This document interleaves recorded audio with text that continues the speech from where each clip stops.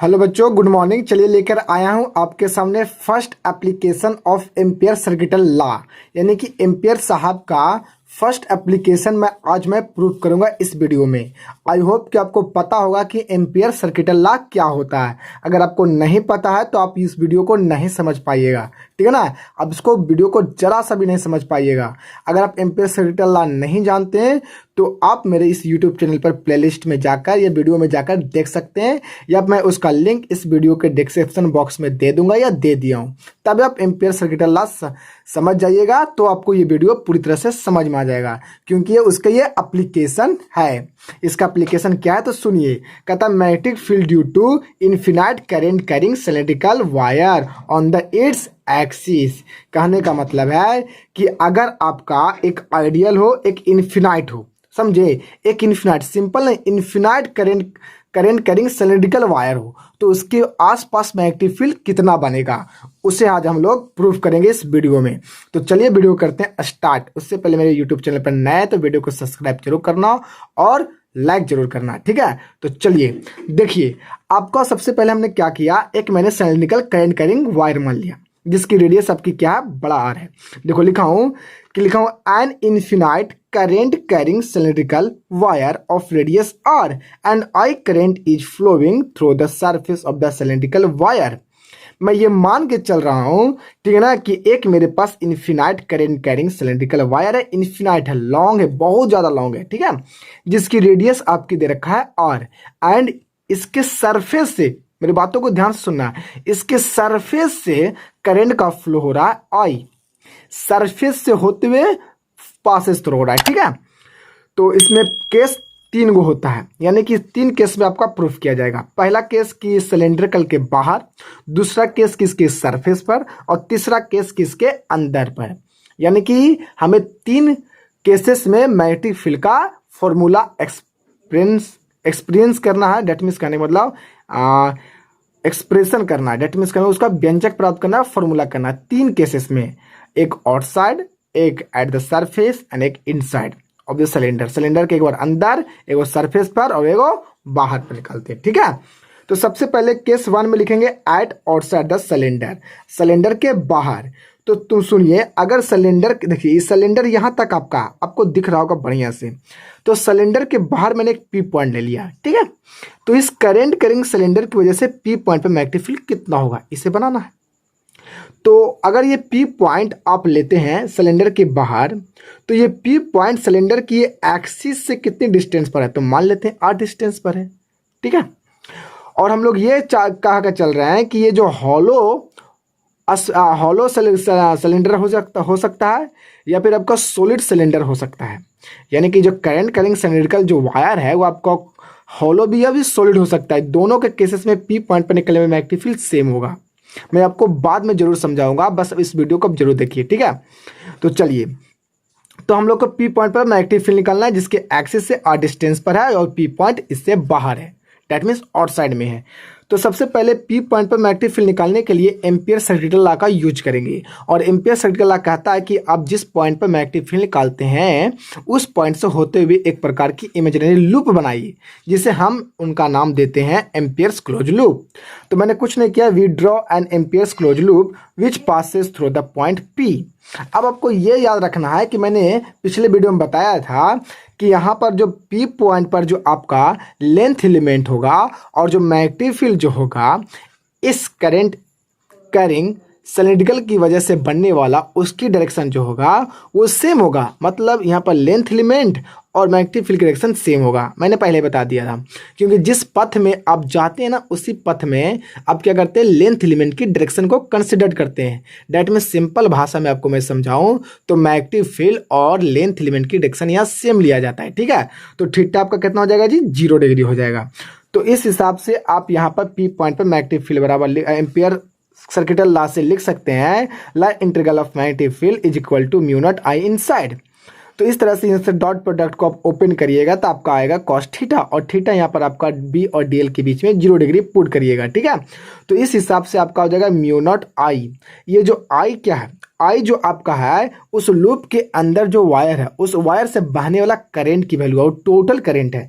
देखिए इस P point के अंदर में आपका क्या दिख रहा है, तो आपको में दिख रहा होगा इस लूप के अंदर में इस सिलेंड्रिकल वायर, और इस सिलेंड्रिकल वायर के सरफेस से कितना टोटल करंट फ्लो हो रहा है, तो हम बोलेंगे आई। ये पूरे पूरे अराउंड सरफेस के पूरे अराउंड से करंट का फ्लो हो रहा है आई, टोटल मान के चल रहे हैं, तो इसलिए आई इनसाइड वैल्यू लिखेंगे आई। क्लियर हुआ। अब यहाँ पर cos 0 डिग्री मेरा वैल्यू कितना हो जाएगा 1 हो जाएगा, और बी यहाँ पर कांस्टेंट टर्म लेंगे और इस हिसाब से ये बाहर हो जाएगा तो डीएल बचेगा।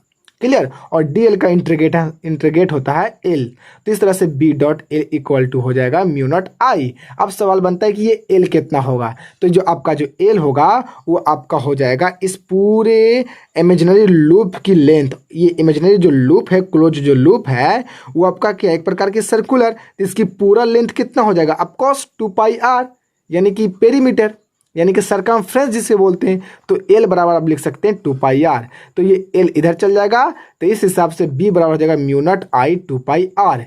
यानी कि आपको ध्यान रखना है कि एक cylindrical current carrying infinite wire की वजह से उसके बाहर पी पॉइंट पर magnetic field that means R distance पर जो होता है mu naught I upon 2 pi R formula होता है। और यहाँ पर आप ध्यान से देखिएगा तो आपका यहाँ जो मैग्नेटिक फील्ड है वो डिस्टेंस के इन्वर्सली प्रोपोर्शनल, इस बात को ज़्यादा ख्याल रखिएगा क्योंकि आपका यहाँ से ऑब्जेक्टिव क्वेश्चन बनता है। ठीक है, तो ये मैंने बाहर देख लिया। अब हम लोग देखते हैं सरफेस पर कितना बनता है। तो देखिए केस नंबर दूसरा, एट द सरफेस सिलेंडर, ये सिलेंडर हॉलो, ये भी सॉलिड हो सकता है।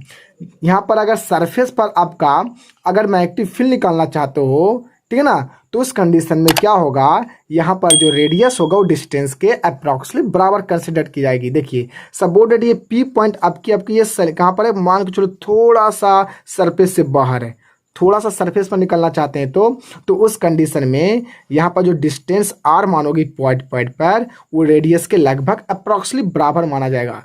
तो यहाँ पर भी अब क्या करिएगा, पी पॉइंट में मैग्नेटिक फील्ड निकालिएगा, तो मैग्नेटिक फील्ड निकालने के लिए यहाँ से भी क्या बनिएगा, छोटा सा क्लोज लूप बनाइएगा कि नहीं, और फिर लाइन इंटीग्रल कर दीजिएगा, और जो थीटा होगा डी एल इस पी पॉइंट पर चलीजिएगा और मैग्नेटिक फील्ड उस सेम डायरेक्शन में होगा, तो थीटा भी 0 डिग्री होगा। तो उस कंडीशन में ओवरऑल देखा जाए तो आपका फॉर्मूला यही आएगा, बट आपका यहाँ पर छोटा रेडियस की जगह आपका यहाँ पर बड़ा रेडियस हो जाएगा, क्योंकि ये डिस्टेंस है, दिस इज नॉट रेडियस, ठीक है ना, ये आपका डिस्टेंस है पी पॉइंट के बीच।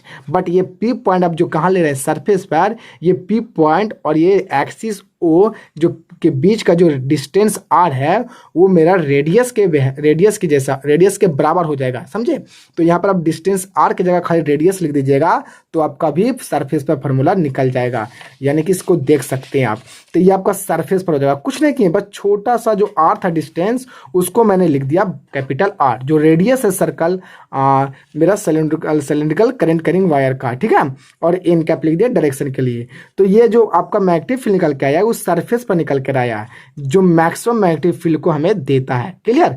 आगे देखिए केस नंबर 3, केस नंबर हम लोग देखेंगे अंदर में, ठीक है ना, और ये जो आपका जो लिखे हैं inside the only hollow cylindrical wire की बात कर रहे हैं। एक बार हम लोग सोलिड की बात करेंगे, वो हॉलो की बात करेंगे, ठीक है।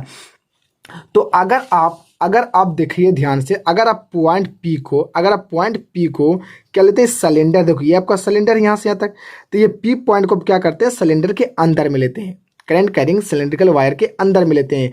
तो इस पी पॉइंट पे मैग्नेटिक फील्ड निकालिएगा, तो इस पी पॉइंट से होते हुए आपको एक प्रकार के क्लोज लूप को ड्रॉ करना पड़ेगा, जो कि कहे थे एम्पियर साहब ने। अब इस पी पॉइंट पर आपको एक लाइन एलिमेंट लेना और उसकी मैग्नेटिक फील्ड जो होगी वो भी उसी डायरेक्शन में होगा जिस डायरेक्शन में आपका लाइन एलिमेंट होता है, जिसको हम लोग लेंथ एलिमेंट कहते हैं, समझे। तो यहाँ पर दोनों के बीच का थीटा 0 डिग्री हो जाएगा।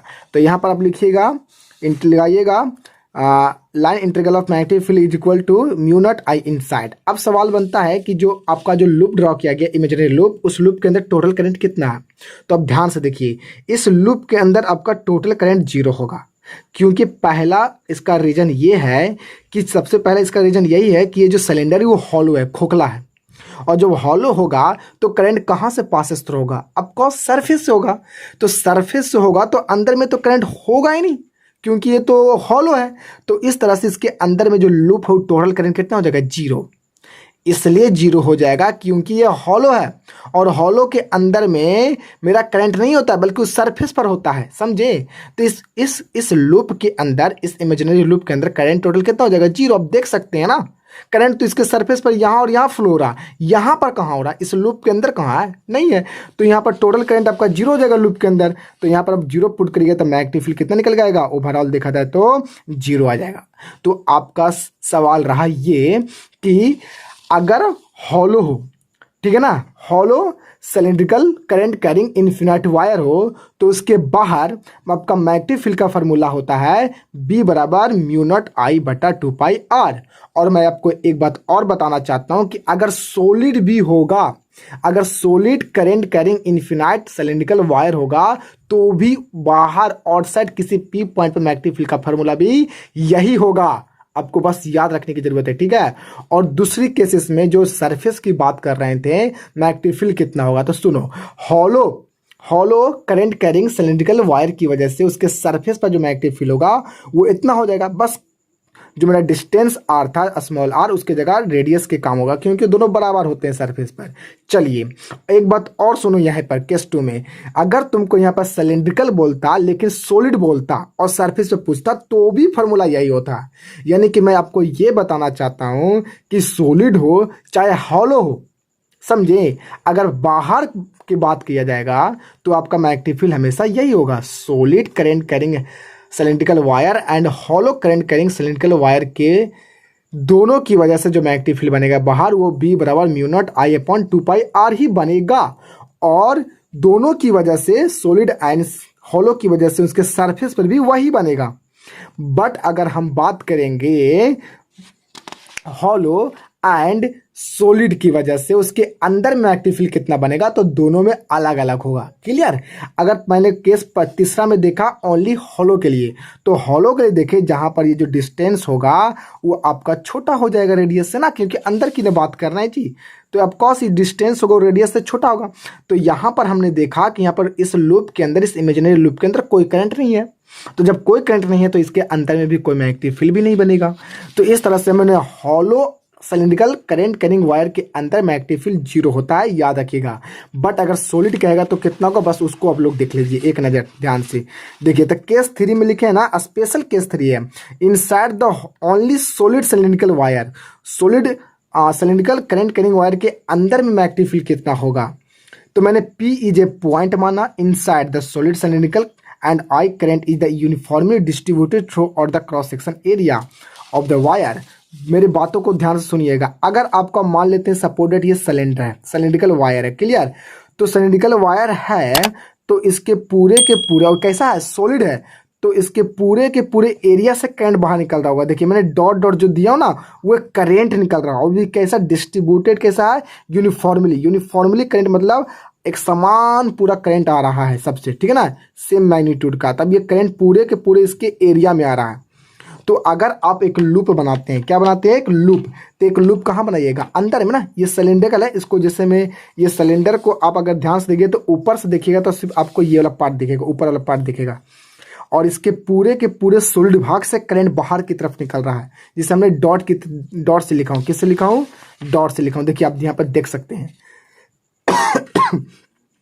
तो हम लोग को इसके अंदर में एक प्रकार की हम लोग को मैग्नेटिक फील्ड निकलना है, तो क्या बनाना पड़ेगा, हम लोग को लूप बनाना पड़ेगा। क्या बनाना पड़ेगा, लूप। तो अंदर में मैंने क्या बनाता हूँ, एक लूप बनाता हूँ, ठीक है ना, जहां पर हम लोग को मैग्नेटिक फील्ड निकालना पड़ेगा। ये मैंने लूप बनाया, इसकी मैंने सेंटर से डिस्टेंस सपोर्टेड छोटा आ रहा है, और ये मेरा P पॉइंट। अब यहाँ पर मैग्नेटिक फील्ड कितना होगा ये निकालना है, और ये कैसा है, सिलिंड्रिकल सॉलिड है।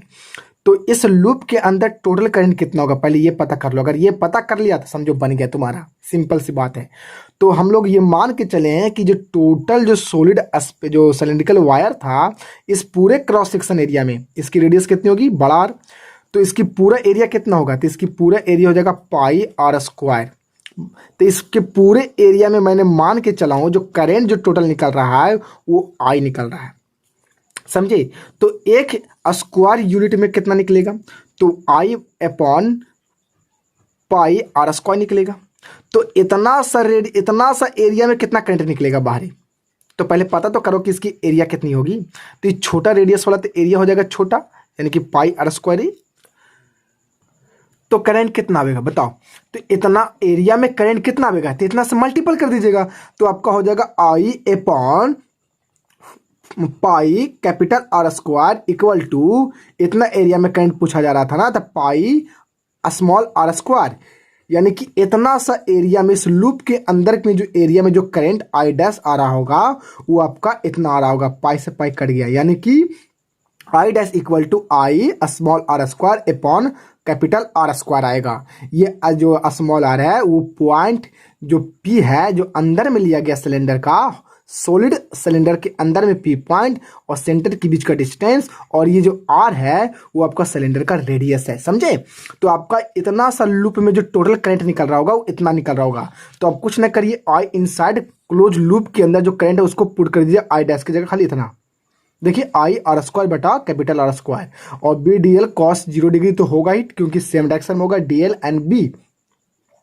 तो यहां पर इसको डीएल का इंटीग्रेट करिएगा तो लास्ट में एल आएगा आपका, और एल आपका क्या होगा, तो एल यानी कि इस लूप की टोटल लेंथ, तो इसकी लेंथ टोटल लेंथ कितना हो जाएगा, तो आपका सरकमफ्रेंस के बराबर, तो इसका सरकमफ्रेंस कितना होगा, तो आपका हो जाएगा 2 पाई स्मॉल आर होगा, क्योंकि इसकी रेडियस का काम कौन करेगा, ये डिस्टेंस वाला। तो यहाँ पर आपका हो जाएगा 2 पाई आर, अब बराबर mu naught I R square upon R square. तो यहाँ से एगो आर से एगो आर छोटा वाला कट जाएगा, तो बी इक्वल टू हो जाएगा 2 पाई इधर चल के mu naught I R upon 2 pi R square. ये आपका डिस्टेंस है, ये आपका रेडियस है, सरकम सिलेंड्रिकल वायर का ये रेडियस है और ये डिस्टेंस है अंदर में पी पॉइंट और सेंटर के बीच का। तो इस हिसाब से यहाँ पर आप देख रहे हैं, तो यहाँ जो मैग्नेटिक फील्ड है रेडियस के डायरेक्टली प्रोपोर्शनल है। बट हम लोग यहाँ पर जितने भी देख रहे थे बाहर की अगर बात की जाए तो बाहर में देख रहे थे, वो भी किस में, सॉलिड हो या तो हॉलो हो, सॉलिड हो या तो हॉलो हो, दोनों कंडीशन में देख रहे थे बाहर पॉइंट पर B is the inversely proportional to distance. But solid में देखें कि यहाँ पर डायरेक्टली प्रोपोर्शनल है। तो यहाँ पर आपका कुछ ग्राफ मैं आपको बताना चाहता हूँ, इसके ग्राफ को समझने की कोशिश करिएगा। देखिए ये मैं हॉलो की बात कर रहा हूँ, यहाँ पर ही मैंने ग्राफ ड्रॉ किया, ये आपका वाई एक्सिस हो गया, ये आपका एक्स एक्सिस हो गया, क्लियर। अब देखिए तो यहाँ पर मैंने एक सिलेंडर बनाया, ये सिलेंडर कैसा है जी, हॉलो सिलेंडर, ये आपका रेडियस के काम करेगा, यहाँ से आपका क्या कर रहा है, ये रेडियस है, क्लियर। तो ध्यान से देखिए, तो हॉलो स्फीयर में हम देख रहे हैं कि यहाँ पर जो देखो हॉलो स्फीयर में आप ध्यान से देखिएगा तो इनवर्सली प्रोपोर्शनल है, यानी कि आपको कहने का मतलब है मैग्नेटिक फील्ड रेडियस के भी क्या है, इनवर्सली प्रोपोर्शनल है। समझ में आ रहा है, अगर ये रेडियस कम जाएगा तो आपका मैग्नेटिक फील्ड भी बढ़ जाएगा, अगर ये कम जाएगा तो ये बढ़ जाएगा मैग्नेटिक फील्ड, समझे। तो यहाँ पर हम लोग क्या कर रहे हैं, यहाँ पर देख रहे हैं कि यहाँ पर जो आपका इस पॉइंट पर देख रहे हैं कि आर बराबर क्या होगा, आर बराबर क्या होगा, तो आर बराबर यानी कि डिस्टेंस बराबर रेडियस के बराबर होगा। तो इसके अंदर यानी कि इस सरफेस, यहाँ पर आपको इस सरफेस दिखाई दे रहा होगा, ये सरफेस है, तो सरफेस के अंदर मैग्नेटिक फील्ड हमेशा 0 होगा। हॉलो सिलेंड्रिकल वायर की बात कर रहे हैं, अभी हम चेक किए थे ना, इस सरफेस के अंदर क्या होगा, 0 होगा, क्लियर। और जैसे सरफेस से बाहर जाएंगे वैसे वैसे मैग्नेटिक फील्ड कमते जाएगा, ऐसा इसलिए क्योंकि सरफेस के बाहर जो मैग्नेटिक फील्ड होता है वो मेरा डिस्टेंस के इनवर्सली प्रोपोर्शनल होता है। फार्मूला में हम यहाँ पर चेक कर सकते हैं, समझे। तो इस तरह से ये डिक्रीज कर जाएगा ग्राफ मेरा। तो ये आपका हॉलो स्फीयर के लिए हो गया। लेकिन सॉलिड स्फीयर की बात करते हैं हम लोग, तो ध्यान से देखो, अंदर में मैग्नेटिक फील्ड जो अंदर में बनता है, कहाँ पर ही, सॉलिड स्फीयर के अंदर में जो बनता है, स्फीयर बोल दिया, सॉलिड सिलेंड्रिकल वायर के जो अंदर जो मैग्नेटिक फील्ड बनता है वो डिस्टेंस के डायरेक्टली प्रोपोर्शनल होता है। यानी कि अगर डिस्टेंस जैसे जैसे अंदर में बढ़ाओगे सरफेस तक वैसे वैसे मैग्नेटिक फील्ड भी बनेगा, सरफेस तक इंक्रीज बनेगा। और उसके बाद सॉलिड के बाहर जो होता है वो डिस्टेंस और मैग्नेटिक फील्ड में इन्वर्सली हो जाता है, यानी कि फिर डिक्रीज हो जाएगा, समझे। तो यहाँ पर अगर ध्यान से देखते हैं तो ये आपका हो गया सॉलिड, आपका हो गया सिलेंड्रिकल करंट कैरिंग वायर, ठीक है। तो ये आपका हो जाएगा रेडियस, ठीक है, ये आपका हो जाएगा रेडियस। तो जैसे जैसे हम लोग सेंटर से आगे की ओर जाएंगे वैसे वैसे मैग्नेटिक फील्ड भी बढ़ेगा, क्योंकि सॉलिड सिलेंड्रिकल के अंदर जो मैग्नेटिक फील्ड होता है वो डिस्टेंस के डायरेक्टली प्रोपोर्शनल होता है। यानी कि जैसे जैसे आप डिस्टेंस को बढ़ाएगा वैसे वैसे उसके अंदर मैग्नेटिक फील्ड भी बढ़ेगा। और जैसे ही बढ़ते सरफेस पर पहुंच जाएगा, ये आपका सरफेस है, जैसे सरफेस पर पहुंचेगा उससे आगे मैग्नेटिक फील्ड डिस्टेंस के इन्वर्सली प्रोपोर्शनल होता है। या डेट मीन्स अगर मेरा डिस्टेंस बढ़ेगा तो मैग्नेटिक फील्ड घटेगा, तो उस कंडीशन में फिर क्या होता है, ये फिर मेरा डिक्रीज हो जाता है। तो ये आपका solid current carrying cylindrical wire के लिए ग्राफ हो गया मैग्नेटिक फील्ड और डिस्टेंस के बीच में, और ये आपका हो गया hollow current carrying cylindrical wire के लिए हो गया ग्राफ, ठीक है ना, मैग्नेटिक फील्ड और डिस्टेंस के बीच में। तो इस तरह से मैंने आपको एम्पियर सर्किटल लॉ का एक मैंने विशेष बहुत ही अच्छा, ठीक है ना, एप्लीकेशन समझाने की कोशिश किया हूँ। अगर आपको वीडियो अच्छी लगी हो तो वीडियो को सब्सक्राइब जरूर करना, ठीक है ना, और लाइक जरूर करना, और ये जरूर बताना कि आप कहाँ से देख रहे हैं ताकि मुझे भी अच्छा जरूर लगे, ठीक है। तो इस तरह से वीडियो करते हैं समाप्त, अगले वीडियो में मिलेंगे, तब तक के लिए ओके, गुड बाय।